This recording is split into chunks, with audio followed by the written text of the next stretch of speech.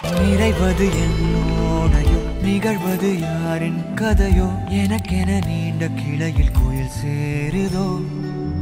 மரகத பொன்னேளையோ மனதினில் யாழின் மழையோ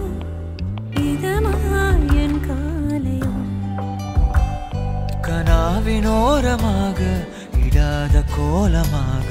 மறைத்து வைத்த ஆசை கை காட்டுதே இருவரி சேர்ந்து காற்றோடு குரலாகுது இருபதை